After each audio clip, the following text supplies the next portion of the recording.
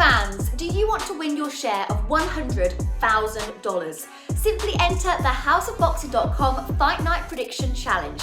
Compete with boxing fans around the world. Simply head over to houseofboxing.com and sign up now.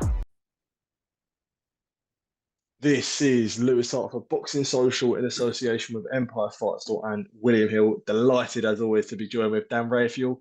We haven't caught up in a minute, mate. It's been a couple of months, mate. But how's things been? How you been keeping? I've been good. Got a lot of stuff going on, and plenty for you and me to talk about, I guess. Absolutely. Well, we'll get into the big news on the American side. It came out yesterday after rumours of a couple of months that Showtime will no longer be showing boxing. Showtime boxing after numerous years of covering boxing. It's not happening no more. By the end of this year, I think you reported that Benavidez versus Andrade would be the last one with a pay-per-view on December 9th. How do you feel about that situation? And when you first heard of the news that it was official? Well, I mean, it didn't come as a surprise. So the only thing that was a surprise was they picked the day that they did it to do it. It could have been the day before. It could have been next week. So the fact that it's happened is not in any way a surprise. We've all been expecting it for, several months, to be honest. There are those who would tell you that they've been expecting it for 5 years since after HBO left the boxing space. So it does not come as a surprise. It's very disappointing. When I was in Las Vegas a few weeks ago covering the Canelo Alvarez Jermell Charlo fight, it was the thing that everybody talked about, even more so in some respects than the actual fight that we were there to cover, because it was such a big deal and sort of this impending sort of dark cloud that hung over that event. Even though Charlo and Canelo was a great event, everybody kind of knew that it was, probably, at least in terms of the big fights, the last one for Showtime. Yes, they still have a nice matchup with Benavidez against Andre coming up. There's still the prospect of another pay-per-view in December, perhaps a Showtime championship boxing send-off. So they got a little bit more stuff to do. But, the end is here. It's sort of the same scenario as what happened with HBO. As I have pointed out to others, back in 2018, prior to the end of HBO, the whole boxing world gathered in Las Vegas for a Canelo Alvarez fight at the T-Mobile Arena. It happened to be the rematch against Gennady Golovkin. Everybody had been hearing rumors that HBO was about to exit the sport. And what happened? 2 weeks later, 3 weeks later, they made that announcement. Then they did a couple of more shows, 3 more shows, and then that was it. And we're in the exact same situation here with what's going on with Showtime. We all gathered in Las Vegas for a big Canelo Alvarez fight at the T-Mobile Arena under the dark cloud, if you will, of the impending demise of the Showtime boxing franchise. And then here we are 3 weeks later, and they've made that announcement. So it's like deja vu all over again. So it's hugely disappointing. They have an incredible history in boxing, 37 years. Have done many of the biggest fights and best fighters of that time. They have something like I just wrote about this the other night.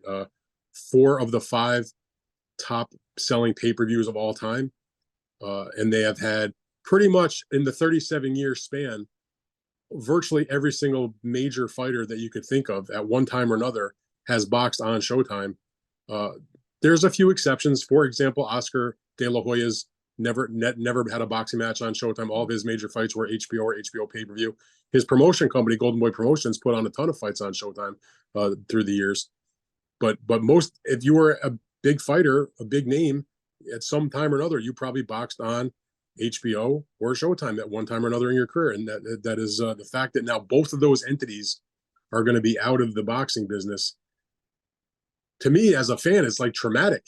I've said I still haven't recovered from HBO's exit. So my whole life as a boxing fan, which started in like the late 1970s, when HBO was in boxing, of course. I mean, I grew up watching fights on our network television, but HBO was still a big deal. And then Showtime came along in the mid 80s. And so most of my life, certainly all of my adult life, has been known nothing other than the major fights on HBO or Showtime or both. And so to have both of them now gone is just, I can't even comprehend it. When you see this announcement, and you talked about the timing of it, whilst you said that we're not surprised after HBO left and obviously now eventually Showtime left, is there a bit of shock when you think about the year that Showtime have had? They've had Canelo Charlo, Tank Garcia, Spence Crawford. Do you think it's a bit of a shock when you see that PBC and Showtime have had such a good year? I mean, yes and no. And I say no for one reason, because you just mentioned a lot of the biggest fights, which were tremendous events and fights that a lot of us wanted to see very badly. But those were all pay-per-view fights. If you take a look at the Showtime championship boxing schedule, the fights that were not pay-per-view, just a regular schedule of fights. And I'm not trying to kick anybody while they're down, and I'm as displeased and unhappy and depressed as anybody that Showtime is no longer going to be doing boxing. But the year that they had in terms of non-pay-per-view was very pedestrian, very pedestrian. But that doesn't change the fact that they've been one of the great cornerstones of the sport for decades. And the fact that they're not going to be involved anymore is a blow to any boxing fan in America if you're really into it. But what I would say to the following in terms of the reasons why they're out, I don't think it has anything to do with whether the pay-per-view performances were good or not. I mean, they were good, but if they had been bad, the reality is this is not, and I've tried to explain this to other people who just don't really quite get it. Everything I know about this whole scenario, this is not a boxing related decision. This is not, we don't like boxing anymore. Or boxing costs us too much money, or we're unhappy with the product, or it doesn't resonate with our subscribers, or anything like that. This is a matter of Showtime's parent company, Paramount Global, making radical changes to its overall business interest, which includes many things other than Showtime, and certainly many more things than just boxing. Boxing to them, to the corporate higher ups, if you will, it's a widget. It's just whatever. It's the same to them. The boxing decision is the same way if they were going to, cancel a comedy show or a series or not get the rights to a certain movie or whatever. It's the same. It's just another piece of programming. And they've decided with what their resources, they feel like they're better served by doing things a different way.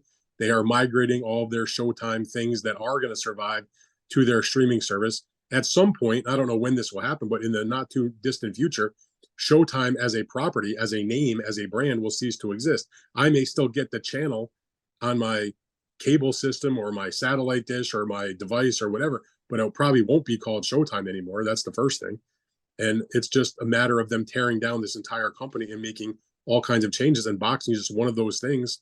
And not just boxing, the entire Showtime sports department, which also means their interest in Bellator MMA, which is up for sale and is in the process of having a deal closed to sell that entity. So it's not like when HBO got out of it, they just got rid of boxing, even though that was like the main thing they did in sports. But the rest of their department survived for several more years, and they continued to do other sports related programming. In this case, Showtime, which boxing, of course, is the main part of Showtime Sports, they're not just getting rid of boxing, they're getting rid of the whole department. Like all 38 people that are full-time employees of Showtime Sports, from Steven Espinoza, who is the president of the division, all the way down to the full-time, like secretary, they're all getting laid off. So, it's a bad situation for everybody, but it's not a boxing decision. And when you see, I know you said it's not a boxing decision, but you see HBO left a few years ago, and you see the sports sort of, I get it's a sports thing, and this doesn't really answer my question, but do you feel like that boxing isn't seen as much of a valuable asset anymore when it comes to broadcasters, and there isn't as much interest in boxing anymore on a broadcasting sale?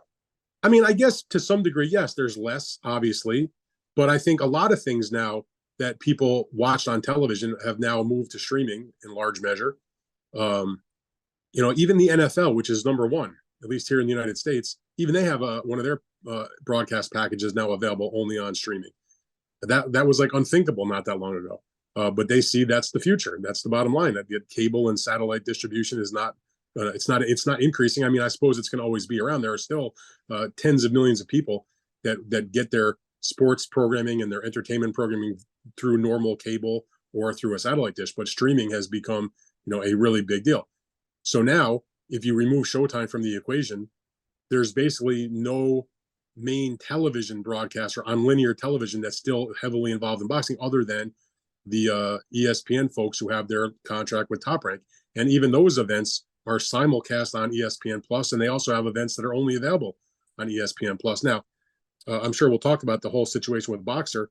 They're coming into the American market, and according to the announcement of that deal, some of their events, select events as they phrased it, will appear on the NBC main network, which in the United States, NBC is a main terrestrial network. It's free if you have a television and you plug it in the wall. Same as if you were living in the UK and you wanted to watch BBC or ITV, those types of channels. But yeah, boxing is it's less now than it was on television, but there's still a lot of money involved in boxing. There's still huge opportunities in pay-per-view for the biggest fights, and there are still interested parties that do it. I mean, we've seen plenty of networks through the years come in and go out. I mean, when HBO left, it was only like a month or two before that they left that DAZN came into the business and picked up a lot of that slack. I am hopeful that there will be another entity that will enter the fray. Maybe it's Peacock / NBC, like we'll talk about with Boxer, or maybe it'll be somebody else. Maybe it's Amazon, which is supposedly having conversations with Al Heyman about bringing PBC events to their platform. That's all to be seen. One thing though, whilst you said about the disappointment of Showtime boxing, is there potentially a positive to look at where I look at in the UK and I feel like boxing is very diluted with 3 different broadcasters? Do you think the less broadcasters means more promotions can go on sort of one broadcast? And do you feel like there could be a positive where boxing is less diluted with all different shows on different broadcasts?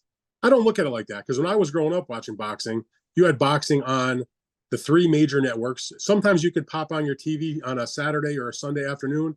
You might see boxing on 3 channels at the same time: ABC, CBS, and NBC. They all had fights on, and they were not necessarily married to one particular promoter. You also had, this is in the early 80s, you had the advent when the ESPN was created. They weren't necessarily doing the biggest fights at the top championship level, but they created their series at the time. It was called Top Rank Boxing, and Top Rank had the agreement, and they did fights on every single week for 20 some years on ESPN, prior to the existence of the current deal that they're in, because they went away from ESPN for many years. So there's 4 outlets. And then you had HBO was there from the 1970s through, doing a lot of the biggest fights. I mean, you had a lot of different outlets doing boxing matches, and it didn't seem to cause problems. There was some of the greatest times in the sports history were in the late 70s into the 80s. So it's not a matter of you got too many outlets. It's a matter of you don't have enough good fights. You don't have enough fighters who are active, who are willing to fight the best guys, and who are willing to take a purse that is commensurate with what they generate. The problem, a big part of the economics of the sport, and I'm not knocking a boxer. If you can get the money, get the money. But there are some times where the money is not there, and sometimes promoters and networks will pay it just to have the event, which I don't think makes a lot of sense. So if you're a fighter and you can't sell any tickets and your ratings stink, but you're still commanding millions of dollars, if I was in charge, I'd be like, look, you're a great guy and we're a hell of a fighter, but you're not bringing in the revenue. So you want to fight for a reasonable amount of money that everybody can make money with on that event, or you want to pound sand. Sometimes these fighters are overpaid these days. I don't begrudge them that. If they can get it, go get it. But some of them are getting too much money, and it's causing problems with the rest of the as things are done in the rest of the putting together of these events. Some of the money that the fighters make, in my opinion, based on what the revenues are, I don't get how they even can put the event on in the first place without going on pay-per-view.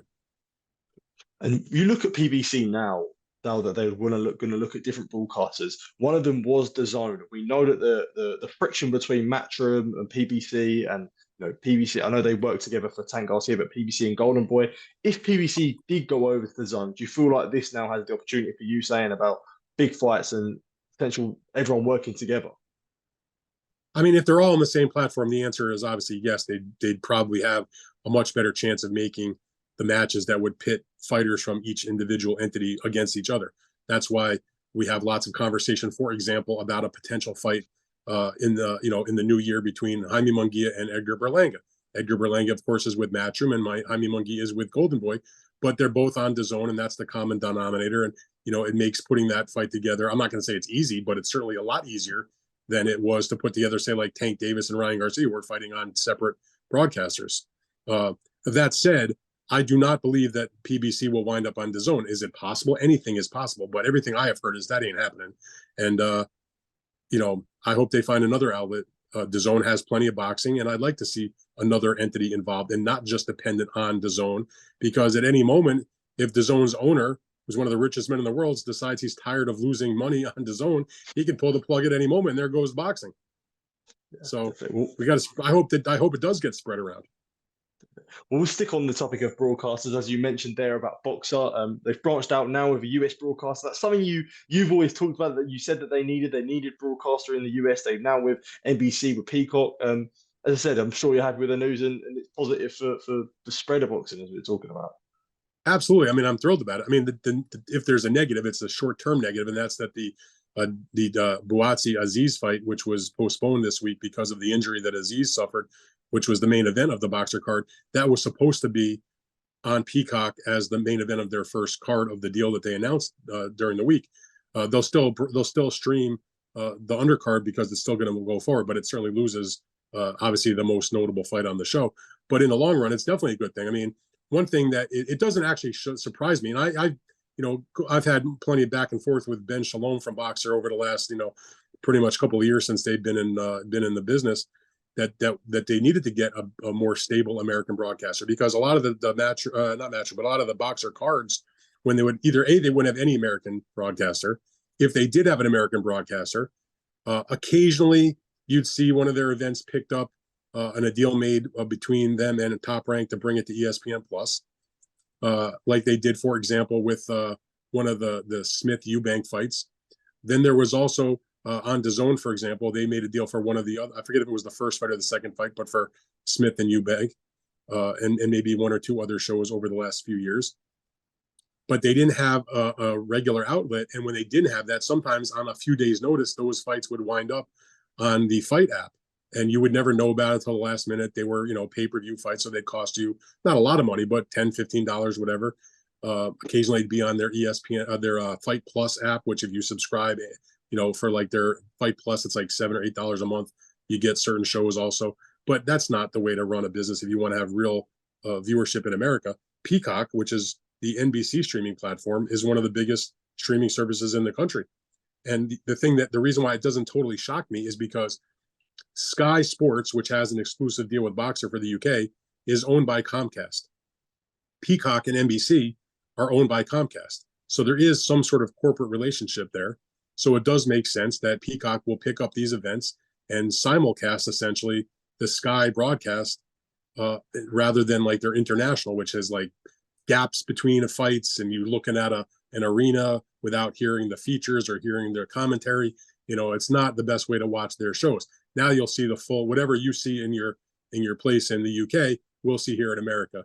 And I'm excited for it. I think it could lead to some good things for Boxer, because in talking to Ben, part of the play here is that, we want our events to be seen by an American sports audience and boxing audience, but will also allow us to at times or in the future to start to build a stable that includes American boxers and to come to the United States and put on events. And so I think that's their long-term goal. And I think that if Peacock sees any kind of positive nature from what they derive from these boxer shows, I don't think that they could go out and procure other events from other promoters or make deals wherever they want. This is not like Boxer is the exclusive promoter of all events on Peacock. I think they're perfectly capable if they want to go make deals with anybody. So this is a good thing. Anytime you can bring in a top promoter that does legitimate events and have them show in America, it's good. And by the way, the thing about it also is that from Peacock's point of view, it works very well, because those events come on in the time zone here in the United States in the late afternoon Eastern time, a little earlier out in the West. And that's a very popular time frame during the weekend when people watch sports television, is in the mid to late afternoon. With you saying that, do you then feel like now potentially maybe Boxer and they could now appeal to an American audience due to the time? And do you feel like it will be beneficial of the American audience potentially appealing to some boxing in the UK? I do think it's definitely a good thing for boxing fans here and for Boxer. To me, the one thing they need to do is they need to get the word out. They need to make sure that every single boxing fan in America knows that you can watch our events on Peacock. And like I said, select events on NBC. NBC is an extremely powerful brand in the United States. NBC is the broadcaster of Sunday Night Football, which is the biggest show in America for many, many years. The highest ratings, they do the Sunday night NFL game. So they draw millions and millions of viewers for the Sunday night games. If they did even a tiny little bit of promotion within the context of those broadcasts, that would do wonders for any of their properties, not just the Boxer events, but anything that they have on Peacock, any of their sports events. Now, they have tons of original programming and movies and other sorts of things. They show reruns of old shows and all kinds of different programming, but they are becoming more involved in sports. They show Premier League. They show, obviously, they're going to show the Boxer events. They show NFL. They show lots of different things on there. So this is a good thing. I mean, they're joining a network, a company that is very involved in sports. I mean, Peacock, as an NBC offshoot, shows the Olympic Games. If you watch the Olympics in the United States, you're watching those events on a variety of NBC platforms, on their streaming service, on Peacock, on the NBC app. You're watching it on MSNBC, on CNBC. I mean, they got a whole ton of networks. You're watching on the regular network. So this is a good thing, I think. If they just have to, people have to know it's there. People have to know it exists and have to know how to get it. And they need to do some promotion and some publicity. Absolutely, definitely. Well, we'll move on. We do see Tyson Fury take on Francis Ngannou in 10 days' time from now. That was also joined with the news that he's facing Oleksandr Usyk, contract to sign. It's a done deal. The date isn't yet announced, so that we do expect that it could be on the night of Fury and Ngannou. Another fight that's been talked about is Conor Benn versus Chris Eubank Jr. I know your thoughts on Conor Benn, and you've been very vocal about it, but 23rd of December was the date discussed. Do you feel like it's a realistic proposition that we could see them two fights on the same night? In boxing, one thing I have learned in all of my years of doing this is two things. One, you never say never. And two, the chances of there being two major events like that on the same night are virtually zero. Because whatever hubris that the promoters have, they're not necessarily stupid people. And they know, particularly in the UK, where those are two attraction fights. Tyson Fury, obviously a superstar in Britain, and Ben and Eubank is a humongous fight, of course. If they put them on the same day, they're slitting each other's throats. It makes no fucking sense at all to do the fight on the same day. They know it. The boxers know it. The people in Saudi Arabia who are bankrolling Fury and Usyk know it, and Fury and Ngannou, they know it. It just makes no sense for anybody. Why would you do that? You each can make a huge amount of money, please a huge amount of fans, if you have those fights spaced out by a month. So, when they talk about December 23rd, that's a stupid date no matter what, even if there's only one event, because if you're trying to appeal to the British audience or the American audience, many, many, many of the people who are your customers who you want to watch and pay for your event are celebrating Christmas. They're traveling, they're with their family, they're going to church the next day, they're making a family dinner, they're opening presents, they're whatever. They're not thinking about, let me spend, at least in America, $80 on a pay-per-view fight. So that's an asinine thing to put any kind of major event on the 23rd. I have no idea why anybody would be married to that kind of date. It just doesn't make any logical sense, at least from an American perspective. And I know obviously lots of people celebrate the holidays in the UK also. So maybe they don't in Saudi Arabia, but if they're trying to put on a pay-per-view, you got to make sure that the people you want to buy your event are available to buy your event. You put the fight on the 23rd of December, you might as well shoot yourself in the head. It just makes no sense. So so I'm not worried about there being two events on the same day. I don't think either event is happening on December 23rd for a lot of different reasons. Yeah. So with that being said, do you think Ben Eubank would happen? I think the fight will happen. I'm extremely skeptical that it would happen on December the 23rd. But I think there's probably more of a chance that one of those fights will happen on the 23rd than both of them happening on the 23rd. Yeah. Now with Fury, I mean, he's acknowledged this, that if you're going in the ring with a big guy like that Tyson's fighting in Ngannou, and even if everybody thinks that Tyson's going to win the fight pretty handily, you never know in boxing. You get hit, you get cut, you hurt your hand, you hurt your shoulder. I mean, and that's only a short period of time away from the fight. I don't see what the rush is. I mean, the fight is signed. It's not like if they don't do it the 23rd, suddenly all that money disappears and it's not going to take place. Obviously, when they made the announcement of the fight between Frank Warren and Top Rank and the folks that are putting the event on in Saudi Arabia, Riyadh Seasons, they understand that there's the possibility this will have to go into the early part of next year. I think everybody's fine with that. What's the hurry? I mean, we've waited long enough for it. As long as Fury comes out of the fight with no issues, if I don't care if it's December 23rd. You tell me it's going to be January 23rd, no problem. You want to tell me it's February 23rd? That's fine. Just as long as we get the fight, in short order. Yeah, I was going to say that. Do you feel like Fury will probably, he'll look at this Ngannou fight, and camps are, camps are tiring on the body. He probably wouldn't want a quick turnaround for someone like Oleksandr Usyk. He might. Do you think he could end up waiting, February, March time? I don't know about March. I mean, my understanding is that they want to have the event take place before the end of this Riyadh Seasons Festival, which I want to say is like in later part of February. I don't know the exact date, but they do want to have it take place in a timely fashion. And like you said, if you're fighting Francis Ngannou, it's not exactly the kind of style that would prepare you, let's say, for the far superior technical boxer like an Oleksandr Usyk. So I understand that they want to do the fight, but we've waited this long. Why now we're going to cram it in on the day, 2 days before Christmas? It just, I don't know. It doesn't make sense. I have to be honest. I'm trying to think in all of my years of writing about professional boxing, I mean, maybe I'm just missing something. I don't ever there, other than in Japan, where they always have championship level cards, you know, in that Christmas to New Year's week and oftentimes on New Year's Eve. But other than the Japanese cards that are tradition in their country, I can't think of a major card in America ever in the last, I mean, at least in my time, you know, whatever, it's like since like the last 25 years, where there's been a pay-per-view caliber fight on Christmas week. Because everybody knows you're asking to leave money on the table. And I've never met a boxing promoter or a boxer or a boxing manager that wants to leave money on the table. So it doesn't really seem to make a lot of sense to me. So I don't think that when it's all said and done, there's not going to be a conflict, and it's unlikely there'll be fights on the 23rd. And if there are fights on the 23rd, it will be maybe one of them, certainly not both of them. That's just my my expert opinion. If I'm wrong, you know, we got decisions to make on the 23rd. Well, going on to that, of what you said, Eddie Hearn is quite adamant that he would want a date either the 23rd, but he also talked about the 30th of December. When you look at the 30th of December, do you still think that's a bit stupid to put anything around which date? Christmas? 30th of December, I'm pretty sure. I mean, listen, Eddie's going to do his business. I can't tell him what to do. And I mean, Eddie's, you know, he's been doing this for a while. He's a very successful and a good promoter. So I'm not knocking that. But just because Eddie says it doesn't make it true. Eddie has told us all for a year they're doing Fury Wilder. Well, guess what? They're not doing Fury Wilder. I mean, they've talked about 1,000 fights that haven't happened. And Eddie is always, you know, saying, well, I'll let you know in 2 days, or we're going to be done in a week, or we'll be done in 2 weeks. And it doesn't happen. So again, I'm not saying he's purposely doing that, but, you know, Eddie should just be quiet, get his event set, and then announce it. You know, I mean, I guess they could do it on the 30th. I mean, I still think they're leaving money on the table, but it's fine if they do it. I'll watch it.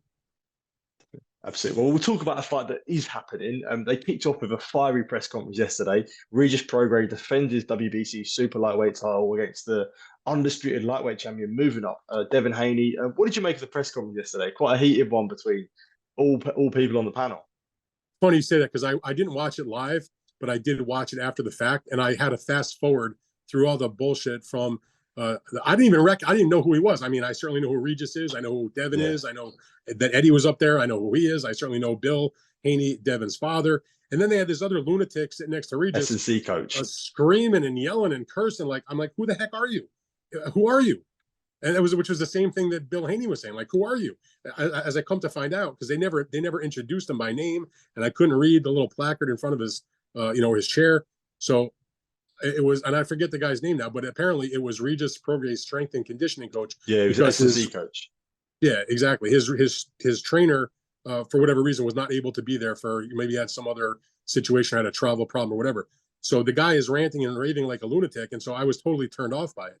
Then once you had Regis and Devin start to speak, I mean, they're trash talking, doing their thing, but at least it wasn't a lunatic that you never heard of, who's got nothing to do with the fight, in the sense he's getting in the ring. He's not the trainer. He's not the father. He's not the manager. He's like, he reminded me of Mike Tyson's old guy, Crocodile. He's the hype man.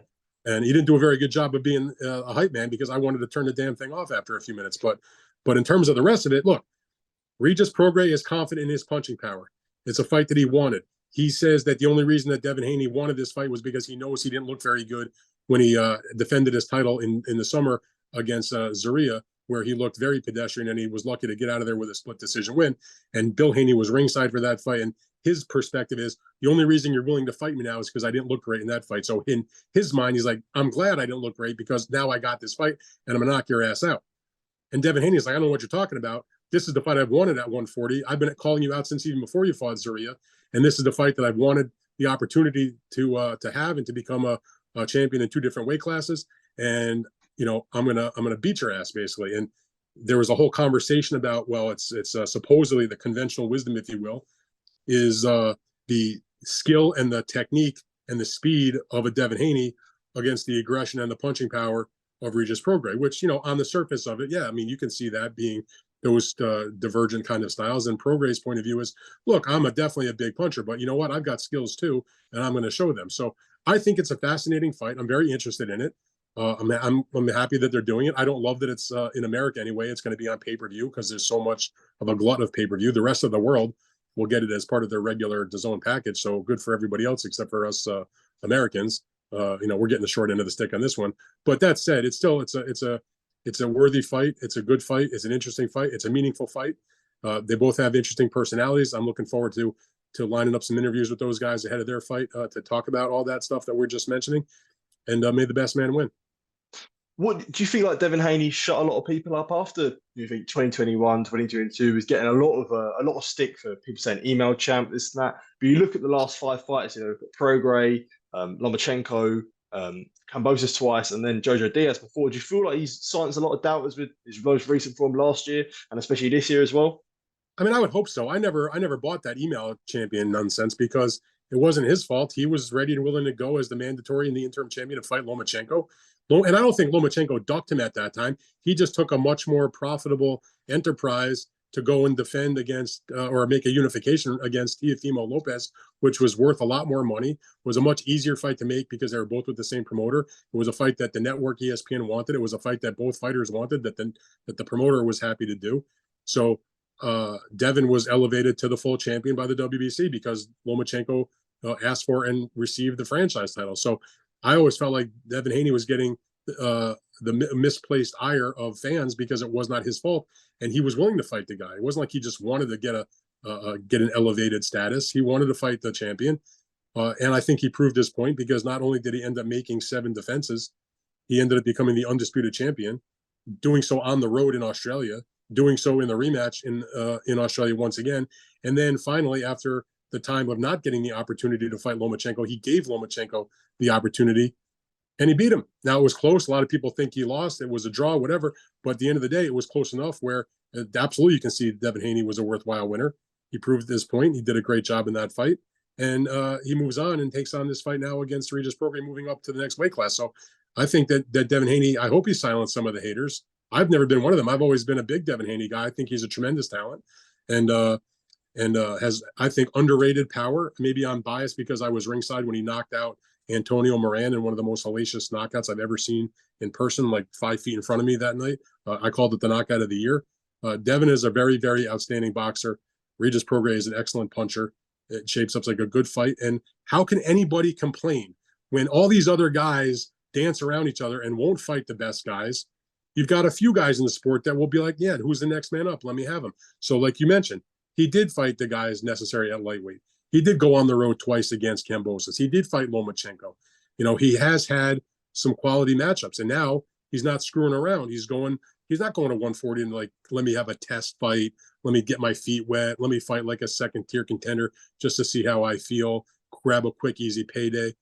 He's going in the ring with the guy that I think most people would argue is maybe at worst like the 3rd best guy in the division. Some would tell you he's number 2 in the division, but it's really, you know, it's basically him and Teofimo at this moment. Good for Haney. He's doing what we want our fighters to do, which is fight the best guys. And Regis is doing the same thing. Absolutely. I don't think many people can disagree with you. Always a pleasure to catch up with you, Dan. I really appreciate you taking the time to speak to me. Just as we close this off, and I always like to give you a little plug to your newsletter and all the things you got going on. So very good stuff there. So where can people find you? Well, they can find me at danrayfield.substack.com on my newsletter.